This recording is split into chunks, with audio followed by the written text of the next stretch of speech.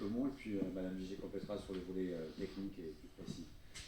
Expérimentée et puis déployée sur l'ensemble du territoire national et départemental, la CTG est aujourd'hui le contrat d'engagement politique entre les collectivités locales et les CAF pour maintenir et développer les services aux familles. Elle formalise un projet social de territoire partagé sur les champs d'intervention communs, comme la petite enfance, la parentalité, la jeunesse, l'animation de la vie sociale, l'accès aux droits et l'inclusion numérique ou le logement et l'habitat. Cette démarche s'appuie sur la présence des chargés de coopération désignés dans chaque collectivité et qui travaillent directement à la mise en œuvre du plan d'action. La CTG constitue aujourd'hui un cadre puissant d'engagement politique entre les collectivités locales et la CAF pour développer les services aux familles. Signée pour la première fois en 2020, la CTG est un levier de réussite pour la mise en œuvre de nos projets communs. Nous nous réjouissons donc aujourd'hui du renouvellement de la CTG de la Rizelez. Donc vous le savez, la CTG c'est avant tout une démarche stratégique avec un déroulé que l'on bâtit ensemble. Tout d'abord l'élaboration du diagnostic partagé qui a permis de mettre en exergue les grands axes d'action partagée que nous souhaitons voir mettre en place sur la période à venir.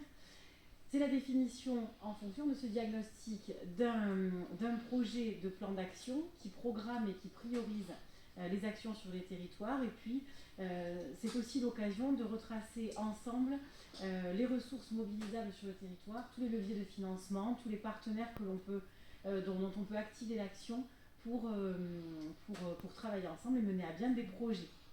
Et il s'agit bien sûr de construire ensuite des modalités d'évaluation partagées pour que dans 4 ans, nous fassions le point et que nous disions voilà ce qui a vraiment réussi sur le territoire, notamment grâce au travail partagé autour de la CTG. La CTG de la Rizelez, à proprement parler, a priorisé des actions qui sont vraiment primordiales pour nous CAF, mais surtout pour vos habitants, les habitants du territoire. Donc vous avez décidé de développer une stratégie autour du numérique, avec notamment tout un travail autour de l'accessibilité à Internet pour les personnes en insertion, la mise en place d'ateliers PIX, par exemple, pour évaluer notamment les compétences numériques des usagers. Donc il y a vraiment toute une stratégie autour de la lutte contre la fracture numérique qui nous semble vraiment à souligner sur le territoire. L'accompagnement à l'élaboration de projets jeunes, dont vous faites une des priorités pour la période, le développement d'une stratégie parentalité des tout petits jusqu'aux plus grands.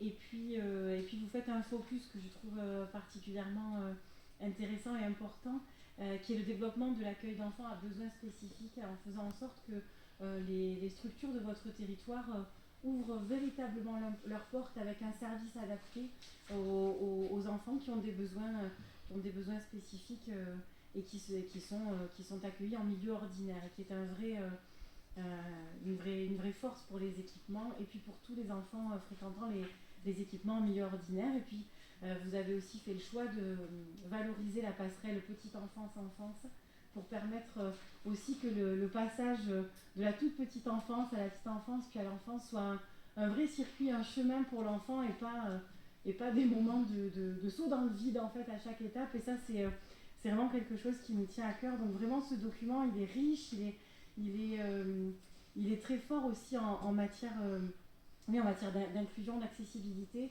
et on disait ce matin sur notre territoire, de vivre ensemble. Donc ce sont autant d'actions qui nous permettent non seulement de travailler sur nos projets communs, mais aussi qui vont permettre de valoriser l'attractivité du territoire. Et ça c'est aussi ce que porte la CTG, c'est aussi permettre avec les leviers que l'on peut activer ensemble, vous permettre vous de valoriser votre territoire. Donc évidemment la CAF souhaite continuer à renforcer le lien avec vous de manière plus continue sur l'année, avec des échanges plus resserrés, en s'appuyant notamment sur les chargés de coopération désignés par les collectivités, qui ont été formés par Accolade en 2024 et 2025 et pour lesquels on a vraiment l'envie et l'idée de créer un véritable réseau pour que notre travail collaboratif soit fluide et agréable, comme il est déjà, mais qu'il se poursuive ainsi. Donc nous abordons cette deuxième génération de CTG avec la volonté d'en faire un véritable outil opérationnel et pratique, que ce soit pour vous un outil valorisable en fait, et qui ne soit pas simplement une feuille de plus au millefeuille des conventions que vous passez. Voilà, on essaie vraiment d'en faire un outil concret pour vous.